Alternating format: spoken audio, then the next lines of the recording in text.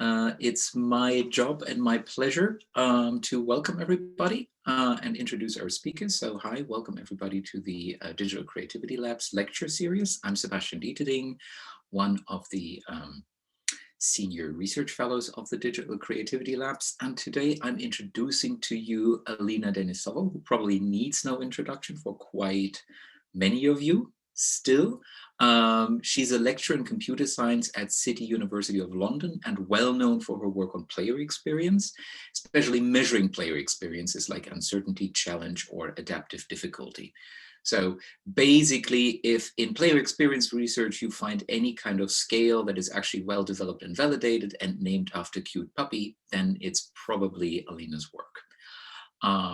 We are especially pleased to have her join us as she is an alumna of our computer science department here.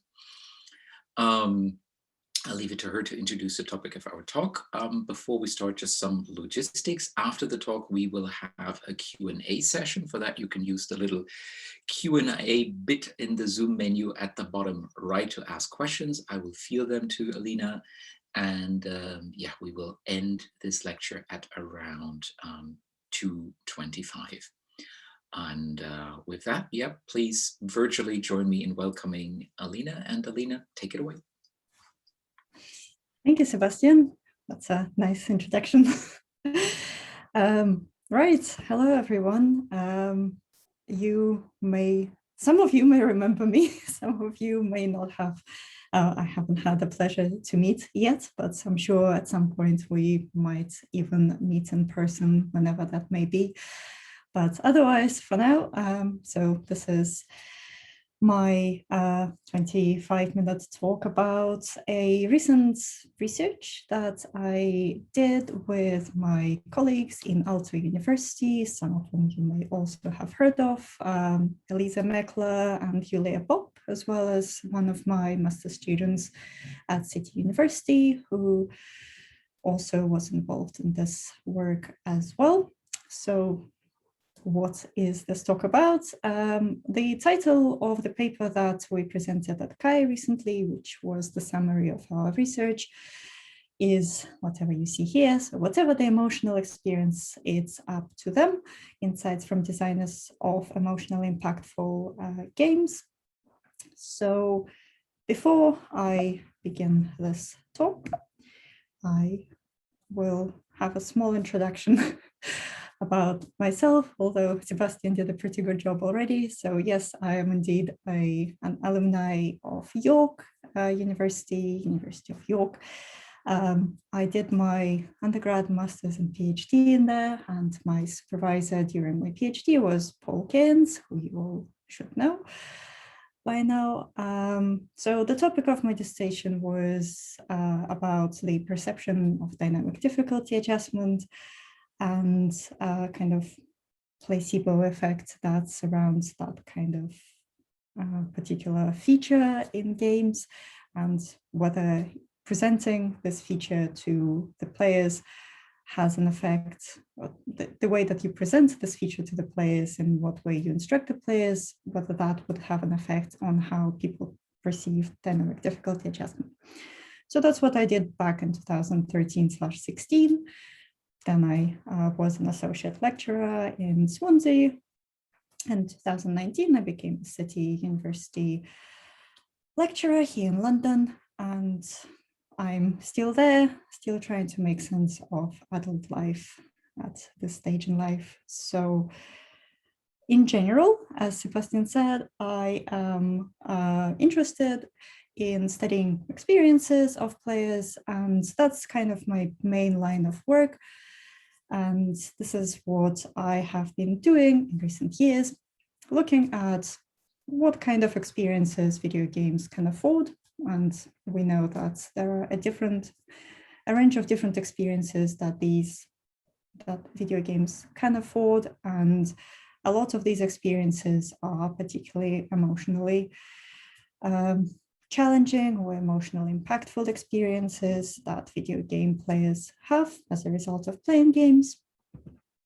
And there have been a number of different papers in recent years that specifically look at these emotional experiences when playing video games. So there have been some papers on emotionally challenging experiences. You may recognize some of the names of the EG students or ex-EG students. So Tom Cole was probably the first person who introduced emotional challenge to the area of research. And then this sparked some interest in PX, play experience researchers to study this experience in more detail. So Julia and Elisa from Aalto University, previously in the University of Basel in Switzerland, studied emotional challenge in digital games from the perspective of players. And so did I, together with Paul Keynes, Christian Goeckelsberger, and David Zendel, who you all know. There also have been some papers describing discomforting experiences, so experiences that are not necessarily what we usually would describe as kind of positive, this kind of enjoyment of fun, which are the main experiences that people discuss in video games, at least until recent years. So these experiences have been looked at by Chad and Joe, who you also have met, and also some people in Lincoln University, you know, Ben Kerman as well. Everybody is in New York, right? So emotionally moving moments were also studied by Julia Bob as part of her PhD. So basically, we have been looking at emotional experiences as players perceive them, because we're interested in play experiences, and a very brief recap on what has been done so far in this area. So challenge is, as you know, widely believed to play a crucial role in making games enjoyable. So in general UX and HCI, we want to minimize the challenge to whatever the players are doing. So we want people to actually get from point A to point B in the most optimal and efficient way as possible. And when you're playing a video game, players do in fact enjoy playing games which do challenge them in different ways, and they don't necessarily want to get from point A to point B in the most quickest way. Otherwise, they will just press X to win. So in video games, possibly one of the most popular areas of research is kind of looking at how we balance difficulty of the game with the skills of the players. And this kind of comes from the interest in the immersion and flow experience in video games. And the general assumption is that if we balance the difficulty of the game with the skill of the player, then the experience will be optimal in some way. And this is what a lot of play experience research is about. And the skills of the players and the things inside the game that match those skills can be divided in conventional way into cognitive challenges and physical challenges. So the cognitive challenges would be anything that tests kind of players' memory or resource management abilities. And generally, this is done in a video game, presented in a video game in the form of invisible complexity, or like allowing players to recall specific information. This also tests like players' ability to adapt specific strategies or use specific tactics in order to win the game or do well in the game. And physical challenges, on the other hand, are the things that these are not necessarily mutually exclusive, but these challenges kind of test people's reaction times or dexterity, accuracy. So things that that test players' physical limitations in order to be able to interact with the game. So these are kind of the traditional, conventional challenges that a lot of researchers study. However, as we know, player skills are not the only defining factor in challenge and experiences of players. And one of my favorite quote from a game that some of you may recognize. It's Danganronpa, so it's not a game if you're not having fun. Doesn't mean anything if you just focus on winning or losing. So basically, the difficulty and the skill of the players are traditionally interesting things to study. Don't mind that, of course, I'm also interested in that as well. But a game generally doesn't need to be difficult to be challenging. And this is sort of the basis for this theory that there is also a third type of challenge that people experience, so perceived challenge as an experience. And this third challenge type is called emotional challenge. So it basically confronts the player with emotionally salient material. And this material can be presented as strong characters or a captivating story. And generally, this kind of challenge doesn't really necessarily test any kind of skills or dexterity of players, but allows them to kind of resolve the narrative, identify with characters, empathize, resolve ambiguities, and things like that. So there are different things that have been identified that relate to emotional challenge, both inside the games and kind of how it is perceived by the players in terms of play experience. So this is quite a busy slide, but basically, in short, these things relate to difficult decisions, relatedness, relationships, and intense emotions, which are all discussed in a lot of detail in an odd kind of pleasure, differentiating emotional challenges in games paper, which I have a reference to at the bottom. So I'll leave you to read it if you haven't read it yet. But basically, so this is a short background on player experience side of things. And it's all very interesting. And we have learned a lot about this experience from the perspectives of video game players. However, one of the things that we were interested in this research is to get the perspectives of designers of these emotionally impactful games in a way to try to understand how they approach and perceive the work that they do. The reason for that, the reason why we need to know these things is for two reasons. So one of them is understanding these perspectives and practices is generally very useful in order to be able to create theories to support the design and evaluation of games with rich emotional content. And also we can inform the development of tools that can help designers and researchers to evaluate these games and to help design them as well. So in order to be able to collect this information, we approached several designers and we had a few questions that we wanted to ask the designers about. So these questions were, what do designers of emotional impactful games focus on when designing these games? The second thing we wanted to find out was about the challenges that these designers encounter in their work. And the third thing was to what extent the existing HCI games research aligns with the designer's vision and practices.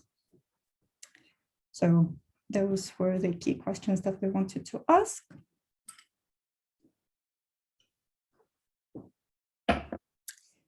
Right, so next, obviously, once we set the questions, we wanted to we approached several different designers, and here we relied on we wanted to approach the most diverse set of people, as well as also find out more about a diverse set of games. So these were the two main things that were main factors that were driving our recruitment process. So we sent out a recruitment email, an email in which we invited these game designers to have a chat with us about their games. And at the end, we interviewed 14 of them. of the ones who responded. And here are the names of all of the different designers that we approached and interviewed.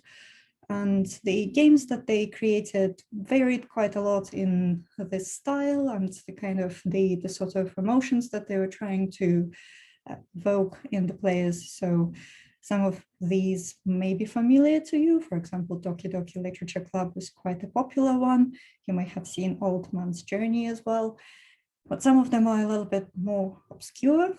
So Elemental Flow, for example, is not a very well-known game. And I'm happy to answer any questions about these games if you are interested. But for now, this is kind of a quick overview of all of the different games that we selected for this particular study. So we did the thematic analysis of, so we obviously chatted with all of these designers via video chat or email. We asked them the same set of questions. These were like semi-structured interviews, so if we wanted to follow up on anything, we could. And in the end, we did a thematic analysis, which was done by Yulia Bob, who did an excellent job of that. And eventually, we set on 3 themes, which I'm going to walk you through now. So the first theme that we identified was, it's called Design Vision, Impact Players on a Personal Level. And basically what this means is that the designers that we spoke with were really interested in impacting players on a personal level. So typically they had a clear vision of what it is that they wanted the players to experience in the game. And in order to achieve this, some designers started off by either mapping out a specific emotional flow of each level, or created a specific spreadsheet with the emotions and the intensities of these emotions that they wanted the players to experience. And this was quite interesting because this is not something I expected them to talk about or to even do in their practices. So here are some quotes from George, who describes the emotional flow of each level for their 1111 Memories Retold game. And in the Before I Forget game, which was about an old lady who is suffering from dementia, this was also quite interesting. They actually had a proper spreadsheet where they had each point in the game and exact emotion, broad emotion that they wanted the players to feel, as well as the intensity level. So the other, another approach to kind of to afford experiences, not really an approach. Another thing that people, the designers wanted to achieve in the game, in certain cases, they wanted the players to leave the players with something something to think about. So, for example, it wasn't anything really specific. They didn't necessarily talk about what the something may be, but they just wanted the players to kind of reflect back on their experience and kind of feel something and experience something. So this was one of the things as well. The designers also noted that they appreciate when players do report experiences that are different to the ones that they originally intended, which was somewhat different to how the play experience research generally perceives this kind of approach, and especially it's kind of contradicts the approach where the designers did have a specific spreadsheet with emotions that they wanted the players to feel. So to allow players, in order to allow the players to create these unique experiences, the designers used different approaches. For example, they could provide a vague ending, a purposefully vague ending that could encourage players to arrive at different interpretations or conclusions about the game, which was done on Before I Forget. And this was something that Shella was talking about when discussing this approach. So the second theme was about gameplay, creating room for experience. So this theme refers to basically setting a stage for these intended experiences that we discussed in the previous theme, and the different approaches that the designers had for creating these spaces. One of the approaches for creating room for experience was to provide plenty of space for players to kind of play around with each other, rather than being, as Rex describes it, being marched through a story that the players had no control over. So basically, there was some room for people to interpret what they want to do, as well as kind of being able to engage with the other players. So Knights and Bikes is a game that you can play yourself as a single player. There is another character that you can interact with, or you can play as a two-player game where you can play with your friend, and both characters then would be played by you and your friend. So in both cases, you do have that space to kind of explore the game world and to kind of play around with each other, do different things like talk to your goose. There is a goose in the game if you're interested in geese, which you should be if you're from York. That's a game to play. So that was one of the approaches. Another approach was to create a room for experience by letting players basically to piece together any information that they collect in the game by themselves and build a conflict inside their heads, again, for themselves, without being explicitly presented with this conflict in the game. Another approach for creating the space was to deliberately remove or lower gameplay difficulty, which was something that has been discussed in previous literature as well,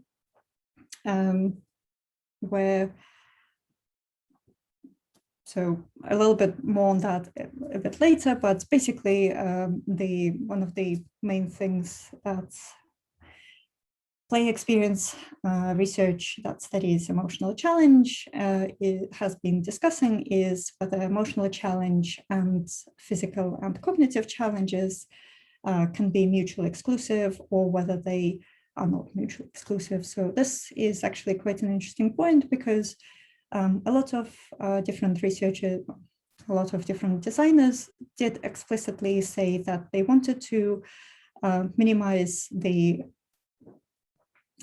focus on kind of the gameplay that was not really relevant to specific experiences, and to try to focus primarily on the internal thoughts of players and the feelings that they supposed to be having. So the gameplay, the very challenging gameplay could prevent players from actually experiencing these different intentional feelings that the designers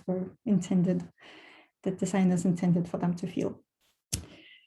And related to that, another point here was that the designers did want the players to experience their game firsthand, and this was essential to the experience to be impactful in an emotional way, and to enhance the emotions and to encourage empathy in players as well. So this was something that has been discussed by a few designers, where they basically were talking that if you are watching a playthrough of their game on YouTube, it wouldn't be as impactful as if you're interacting with the game.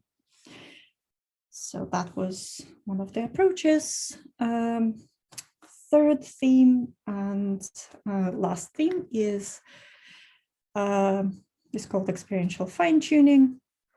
And this refers to the basically involvement of players at different stages of the game creation process.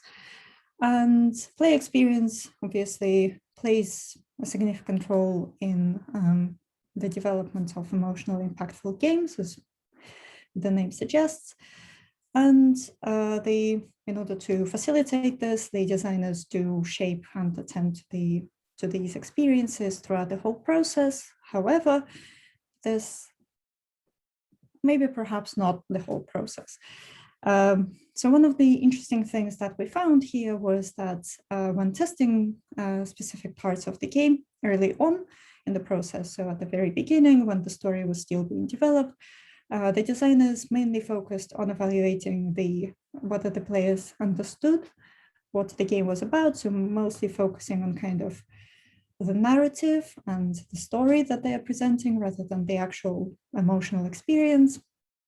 And the emotional experiences, like the play experience and the emotion evaluation of players, was done at the very end of the development. So when the game was already had all of the graphics in and there was like something to actually interact with, that was the time when these experiences were evaluated.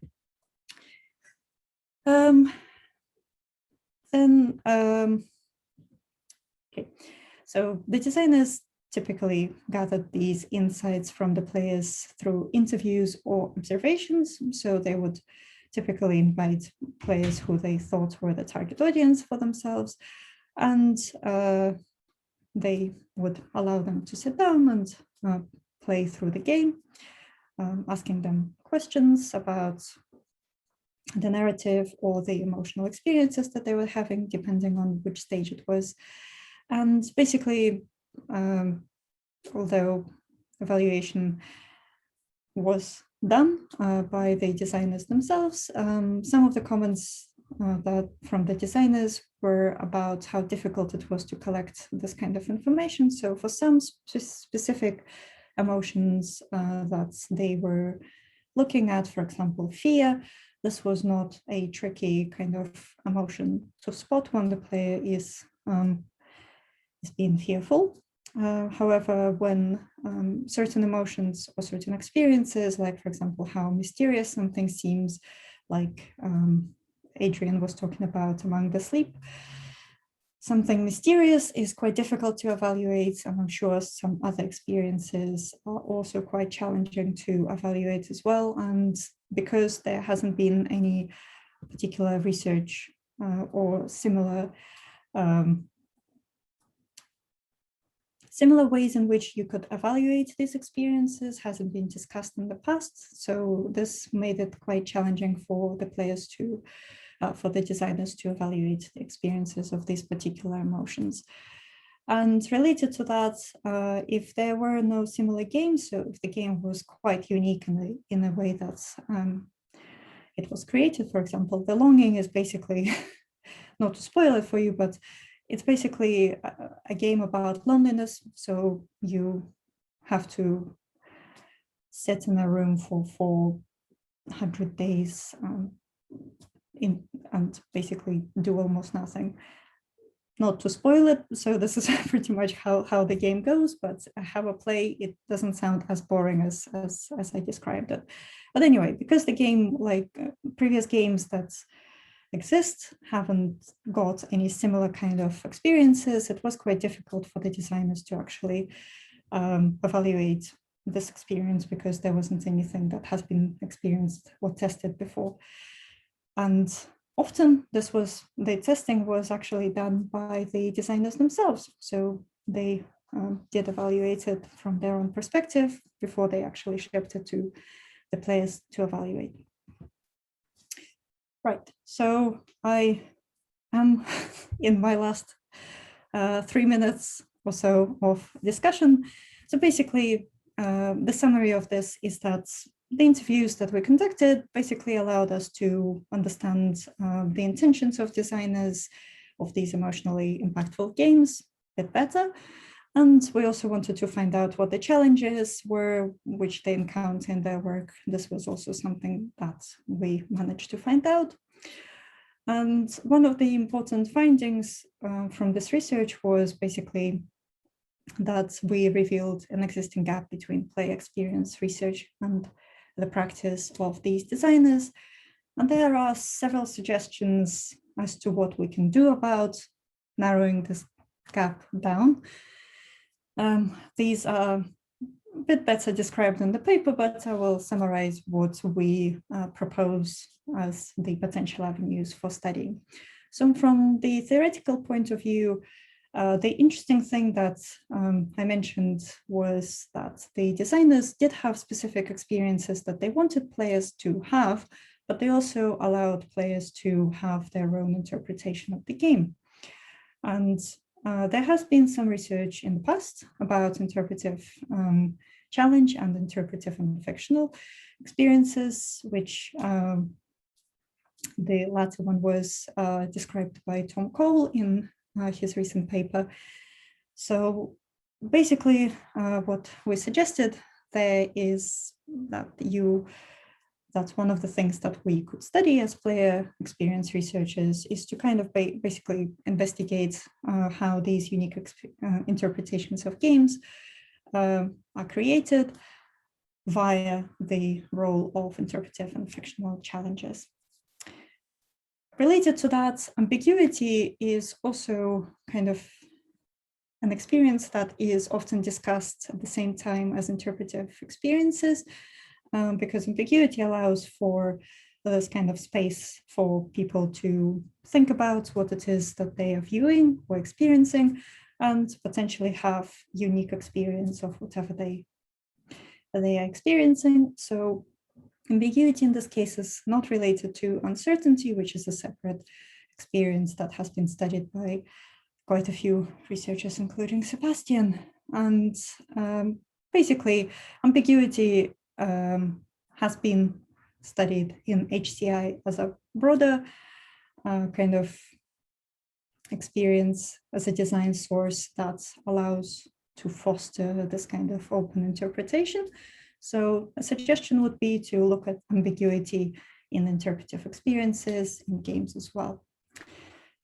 Player-related factors. So there's quite a few psychology research that covers things like need for cognition. So basically need to be able to enjoying thinking and enjoying kind of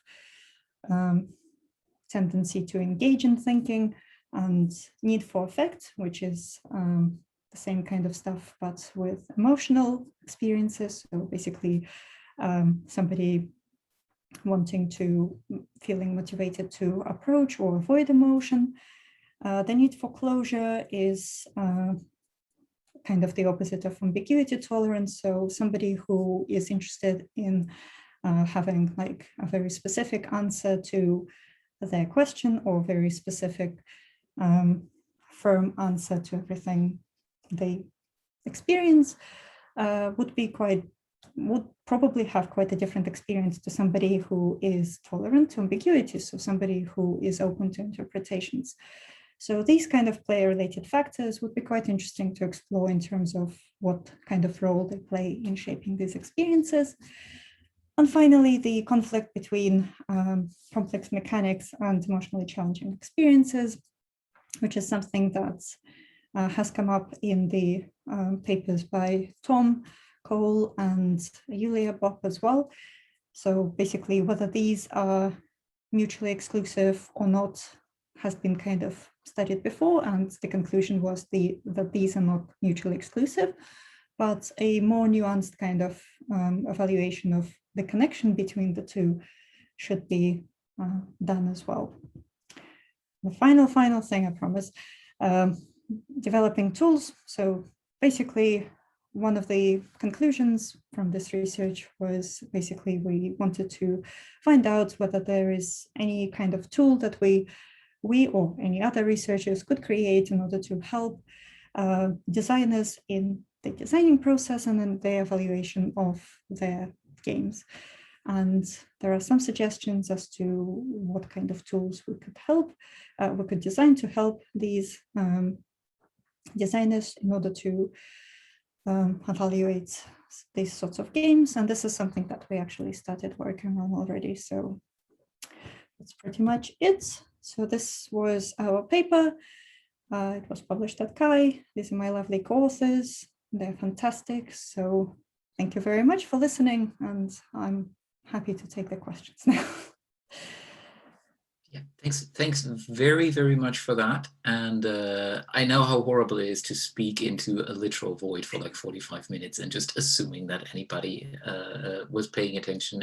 I was paying close attention, and I'm sure all of our other participants did too, even if it doesn't feel like that because we're in a virtual room.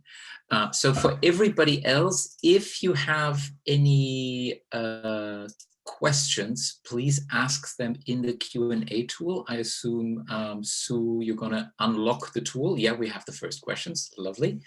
Meanwhile, while you're posting your questions there, you can also upvote and downvote them. I'm going to ask the first one, which, so please use the Q&A tool, not raising a hand or anything like that. I'll ask the first one, which came in through the chat by Jen Chupp, one of our soon-to-be Access Stories research research fellows. So the question there is, have you found whether people that want to make emotionally impactful games think through and map out potential unintended consequences or negative or kind of harmful impacts that they might have for the players? So have you seen that designers are thinking through this, taking this into account, or even doing something to mitigate that when they're making these kinds of games? Yeah, it's a very interesting question, actually. There have been a few things. So one of the probably most relevant discussions that I had was with Shella, who was the designer of Before I Forget, which is the dementia game. And the interesting kind of outcome of this discussion was that these designers don't see their games like the designers of serious games see their games. So there is, for example, there isn't a way to evaluate the success of these games as much as there is like a specific criteria that designers of serious games might have. There has been a paper in the past where there was like a specific criteria defined for serious games. And one of the main things that the designers of those games want to see is whether the players understood the experience and whether this experience was in line with what they intended, and whether the kind of the intended outcome and whatever it is that you wanted people to understand, you need to make sure that they understood it correctly. While these kinds of games, what we were seeing is that the intended experiences were there, but they were kind of, again, allowing players to interpret them however they like. And there wasn't anything specifically that the designers, or at least they were not discussing this in our interviews, but there wasn't anything that they wanted to explicitly test for if there was any negative outcome of this, because there wasn't really anything that they kind of defined as the success criteria, I guess. I know it's not quite the answer to the question, but basically the answer is no, they didn't discuss anything like that. But it is a fair question. I imagine some of these games could probably have some dramatic impact on somebody's perception of the game. And for example, Doki Doki Literature Club has been discussed in many journals and online media as a game that affected people in various different ways. But there wasn't anything that the designers brought up about this. Yeah. Okay, interesting. I mean, I think this is something that kind of differs across different communities. So I know that, for instance, in pen and paper role playing or LARP design community, questions of consent, questions of potential triggers, debriefing, workshopping, etc., are taken very much into account. But that might also be because for them it's an interpersonal experience. It's not you and a media offering alone in a room. And so there, these kind of concerns might be more in the forefront because you as a designer then face your players if they say that was distressing. So things like X cards or so are. Yeah, there was one, again, coming back to Before I Forget. So because the game was about dementia, so it's an illness, and the designers didn't want to make it a serious game, so they didn't want to educate people about dementia, but they did actually work with clinicians and medical professionals who were obviously professionals in an area related to studying this particular illness. And yeah, they tried to make sure that the experiences that they were portraying were kind of a form of art, but still correctly portrayed as correctly as it could be portrayed from a perspective of somebody who is having dementia. But yeah, there wasn't anything that they explicitly asked the players from. A double whammy of question by Joe Yacovidis and then Marian Urso on top of that. So Joe was curious to know whether the designers that you interviewed themselves conceptualized the design that they do in those terms, as in, do they conceptualize them as emotional challenge or just as experience? Or so is this concept of emotional challenge, which comes from research, is that one that the designers themselves use to make sense of their own work or not? And then related to that, do you consider emotional challenge to be something that's unique to games, or is that something that we find in other interactive media or non-interactive media as well? Again, very good question. So the answer to the first question is, the short answer is no. The designers didn't explicitly talk about their games as emotionally impactful or emotionally challenging. And in fact, one of the questions, so we originally set out to ask questions about emotional challenge, because this is how we discuss it and play experience research. And whenever we were asking the designers about kind of like, do you consider yourself, your game as challenging, they would always say no, because to them, what pretty much all of the designers thought that what I was referring to was like complicated, like mechanics and difficult decisions and things like that. So they always said that, no, my game is not challenging, but it is, you know, designed to affect players in an emotional way, or like provide them with some specific experience that we want to share and things like that. And to answer the second question, the emotional experiences, like emotional challenge, emotional impact, is of course not unique to games. There has been similar research done, for example, in films. Obviously, it is not an interactive media, but there are some theories that could be used to help inform this kind of research in video games. And I imagine in other interactive media, including theater and interactive novels or anything like that, I imagine there is quite a lot we can learn from that. So I currently started looking into how one can evaluate aesthetic or narrative in other broader media. So that's kind of one of the things that I hope to learn something from in order to inform further research down the line. Yeah, I mean, especially kind of in areas like interpretive flexibility, or to what extent is something like making your work open to interpretation and explicit design strategy, as we find it in kind of 19th, 20th century avant-garde art, compared to then kind of pre-modern art, which very often had a kind of a focal idea about the often religious message that you wanted to convey. Yeah, that's basically something where you can say, well, welcome to the humanities. I've spoken from an ex-humanities person who's now in HCI, where he said, we dealt with questions of interpretive openness for centuries.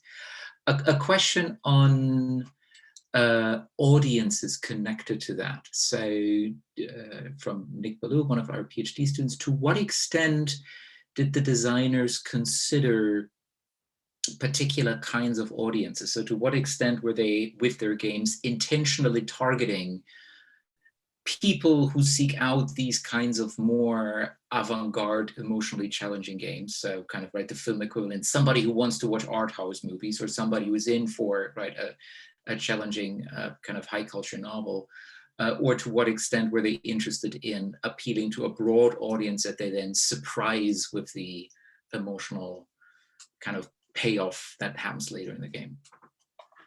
Yeah, it's not something we explicitly asked about, so I can only comment on what I have spoken to the designers about. And there have been some mentions of the target audience that the designers had. They weren't discussing these in terms of like explicitly, these are the people we want to target in our kind of eventually when the game comes out, these are the people who will be playing it.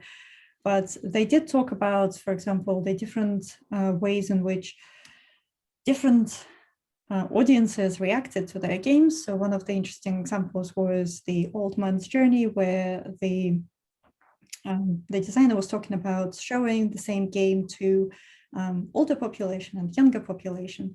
And the older population were saying basically, oh yeah, you know, shit happens. This is how life goes. And this, I can relate to the experiences of this old man who basically made some decisions about prioritizing his work rather than family. And then he goes on this journey to reunite with his daughter. And then they showed the same game to the younger audience, and the audience was like, oh, this man is an asshole, you know, how dare he does that to his daughter? This is not normal, and things like that. So yeah, basically there were different reactions to how the games were perceived by different audiences, but I don't think I can confidently comment on how the recruitment went, because from what I can tell, they basically approached whoever they could, because these are quite small studios and they don't necessarily, or even not a studio, sometimes these were just individuals who were developing games. And they showed the games to whoever they could, usually the friends or people outside of the studio who they could find. And they tested it and they got some feedback, and then they worked on that feedback. So it wasn't like a massive company like EA or somebody who spent a lot of money on this kind of research. So there wasn't any specific audience targeting there, I don't think. Okay. Cool. A methodological question by Theodora Farton, one of our PhD researchers in interactive media and the Digital Creativity Labs. One that I was also thinking about when I listened to the talk, because with Matt Whitby, another PhD student, we were sitting on a comparable study, not working with designers, but with players of perspective challenging games. So Theodora's question is basically, how did you go about sampling? So if you say emotionally impactful, how did you come to say those are the games that we label emotionally impactful, when say other people would say, well, Final Fantasy XIV was also very emotionally impactful on me. So why did that not make the sample? So first methodological question, how did you come about defining just that sample as these are emotionally impactful games? And then second one, to what extent did people give you field access? So was it just interviews? Were they easy to approach? Did they give you access to background documents as well? So just talk more about field access. Perfect. Yeah, sure. No worries. It's a very fair question. We do talk briefly about it in the paper, but how it went from the beginning. So my master student was originally the person who got in touch with the first set of designers. We had a spreadsheet of different games that we pulled out from the previous literature on emotional challenge, and all of those papers on emotionally impactful, emotional moments, negative experiences, all of that, basically anything in recent years that was related to emotional experiences in games, and any games that were discussed by the participants, so the players who were discussing these emotional experiences. Those games we put in the spreadsheet. We also looked at the reviews of games in like Metacritic or in Steam that we could find. It wasn't a systematic approach, but we did look at more recent games, and any games that we came across, we also added to the spreadsheet, and also any games that we played ourselves. So because obviously me, Yulia, and Elisa are interested in these experiences, so we have been keeping our eye on whatever is currently out there that could be related, could be classified as an emotional experience. We also added those to the spreadsheet. Eventually, so the spreadsheet was quite long, but we eventually settled on 39 games, which based primarily on how different the mechanics were, or how different the experiences that these games offered were. And also, we also try to include as many diverse kind of sample of actual designers. So we don't only get American designers who are all white males, and wanted to get perspectives from whoever we could. And so we ended up with this particular set of people. And obviously, once we started interviewing people, after 14 interviews, it became apparent that this was like the level of saturation. So we didn't interview more than 14, but we did have a few people lined up after that as well. And the reason why these were the kind of the games that we went for and not Final Fantasy was because Final Fantasy obviously is a AAA game, as well as many other games. That's The Last of Us 2 was on the list as well, but these are all AAA games, and we wanted kind of to focus specifically on small, kind of not necessarily long games as well, but these sort of indie games. And that pretty much was the main reason why we settled on this particular set of games. What was the second question again? It was just so I think you already explained it, that you did interviews with that you did interviews, but if you got any field access to other materials as well, like design documents or so. The spreadsheets, in fact, that I mentioned of emotional experiences, I have been sent that spreadsheets by the designer and the developer of the Before I Forget game.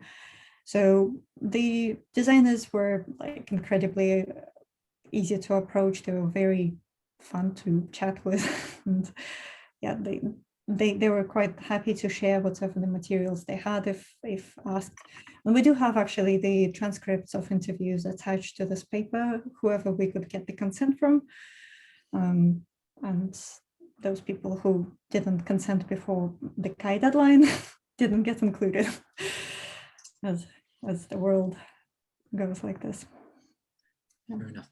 Final question for closing, because then we've reached the end of our time, is related to, so you foreshadowed the kind of tools for thinking that you were developing for as kind of one of the outputs. So is there any kind of indication you can already give us in terms of what kind of tools you have produced, you are producing, and to what extent that involves also checking in with designers themselves in terms of what kind of tools they would find actually useful or necessary? Yeah, absolutely. We haven't developed anything yet. So the reason why I mentioned this is we started kind of the intelligence gathering process for that. So we are going to be working with a UX researcher from industry who is also interested in these kinds of tools. And we will be working with designers to gather the requirements, and they will be involved in the process of the development as well. So it won't be just us creating something and then hoping that it fits for the designers, but how the tool will look like, I can't quite speculate on that yet, because that's still in the process of being decided. So yeah, it's very early work. So yeah. So here's to following you on Twitter, and here's to following you on Google Scholar, right? People, you can subscribe to publication updates and stuff like that. I know there are loads more questions in the room that we have time for, but unfortunately we need to close at this point. So thanks everybody for participating. Thanks for asking your questions. Alena, thanks so much again for joining us today. No And worries. yeah, Thank you for a hosting virtual me. round. Yes, if you do have any questions for me, I can quickly go back to whatever my beginning was. So my name, you can Google me and find my email address if you want to, or you can just message me on Twitter. That's also fine. So on Twitter, I'm 7Fridays, and pleasure to be hosted in New York again. And yeah, thank you for offering me this opportunity to share recent research. Absolutely. Thanks so much for joining. Yes, virtual clapping. Thank you. Yes, thank you.